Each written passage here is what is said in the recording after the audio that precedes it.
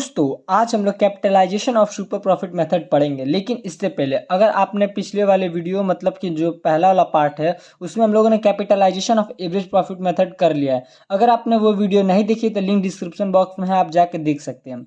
अब इस मेथड को चलिए फटाफट पढ़ते हैं।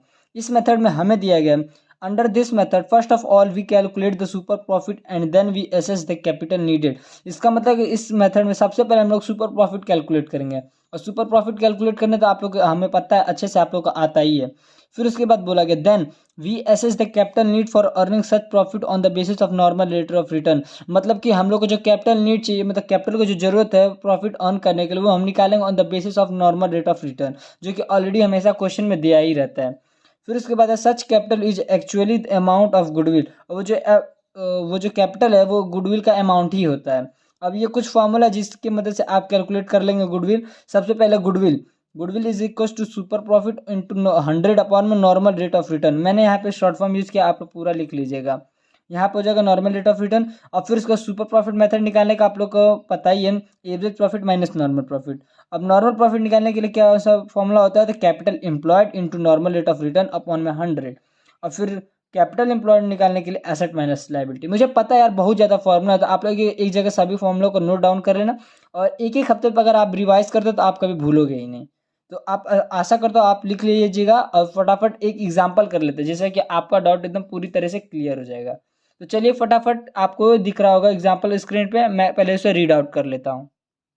क्वेश्चन में दिया गया है from the following information calculate goodwill by first capitalisation method और second at 3 year purchase of a super profit. तो सबसे पहले हम लोग नीचे 4 पॉइंट्स दिए हैं जो कि एडिशनल इन्फॉर्मेशन है। तो टोटल एसेट जो हम लोग का 10 लाख का है, एक्सटर्नल लाइबिलिटी 1,80,000 का है, नॉर्मल रेट ऑफ रिटर्न 10% है, and average net profit for the last 5 year is 1 lakh.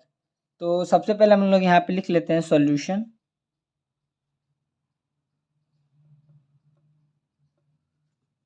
इसको हल्का से ऊपर कर लेते हैं और फिर इसके बाद लिखते हैं। सबसे पहले हम लोग यहाँ पे लिखेंगे कैपिटल एम्प्लॉयड। कैपिटल एम्प्लॉयड निकालने का जो मेथड आप लोग को ऊपर दिख रहा होगा उसी मेथड से हम लोग निकाल लेंगे। Capital employed is equals to assets minus liabilities. अब एसेट्स हम लोग का दे दिया गया 10 लाख, तो लिख देंगे 10 लाख। और एक्सटर्नल लायबिलिटी आप लोग को दिख रहा होगा 180 लिख देंगे और माइनस कर देंगे, तो आपका आज आएगा 8,20,000। अब ये अकाउंटेंसी भाई बहुत ही ज़्यादा इजी है। अगर आपको इजी वे मिलोगे, आप पहले ही से मेंटालिटी बैठा लो कि बहुत ही हार्ड है, तो फिर सही में नहीं आएगी। आप इसको एक तरीके से सिंपल सब्जेक्ट लेके चलो, और कुछ नहीं है ये। अब यहाँ पे 8,20,000 आ गया, और फिर उसका नॉर्मल प्रॉफिट निकालेंगे। अब यहाँ पे लिख देंगे नॉर्मल प्रॉफिट। नॉर्मल प्रॉफिट निकालने का भी आपको फॉर्मूला मैंने ऊपर लिख दिया है, कैपिटल एम्प्लॉयड, तो लिख देंगे 8,20,000 इंटू 8,20,000, ठीक। और नॉर्मल रेट ऑफ रिटर्न कितना दिया गया हम लोग क्वेश्चन में, 10%, तो 10 अपॉन में 100। एक जीरो से जीरो ये कट जाएगा, एक से ये कट जाएगा, तो जो नॉर्मल प्रॉफिट है वो 82,000 आ जाएगा। अब फिर क्या करेंगे, हम लोग सुपर प्रॉफिट निकालेंगे। तो यहाँ पे लिख देंगे सुपर प्रॉफिट। सुपर प्रॉफिट निकालने का जो फॉर्मूला होता है वो होता है average profit minus normal profit. अब क्वेश्चन में एवरेज प्रॉफिट भी आपको पता है, नॉर्मल प्रॉफिट भी पता है। एवरेज प्रॉफिट जो है 5 साल का है वो 1 लाख है, तो लिख देंगे यहाँ पे 1 लाख।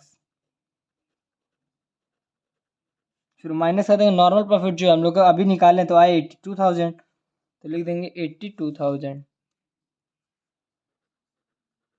माइनस करने पे जो आएगा वो आएगा आपको 18,000। तो आपको अब सुपर प्रॉफिट पता चल गया। अब जो लास्ट निकालना है हम लोग को गुडविल निकालना है, तो इस साइड हम लोग लिख देंगे गुडविल।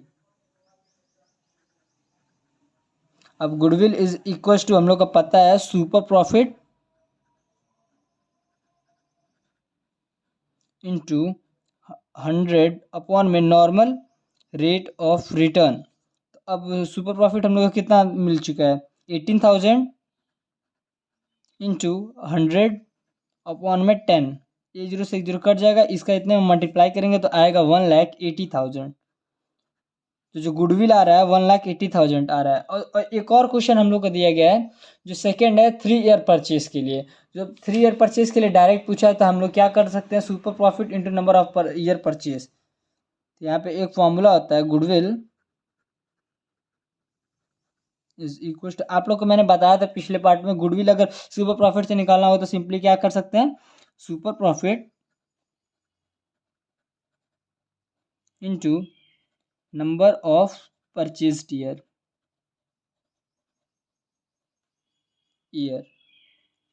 राइटिंग थोड़ी बहुत गंदी है यार, तो उसके लिए कुछ कर नहीं सकते हैं, बस आपको समझ में आ रहा है ना बस। अब सुपर प्रॉफिट हम लोग को दिया गया है 18,000, तो लिख देंगे 18,000 into number of purchase year बोला है 3 ईयर्स के लिए, तो 3 लिख देंगे और इसका मल्टीप्लाई कर देंगे तो आएगा 54,000। यहाँ पे आपका क्वेश्चन पूरा कंप्लीट हो जाता है। अगर वीडियो आपको अच्छा लगा हो तो अपने दोस्तों के साथ शेयर कर देना और वीडियो को लाइक जरूर करना। सब्सक्राइब करो या ना करो उससे कोई फ़र्क नहीं पड़ता, बस आपको क्वेश्चन समझ में आना चाहिए। मेरा मेन मोटिव यही रहता है। मिलते हैं तब तक इसके नेक्स्ट पार्ट में।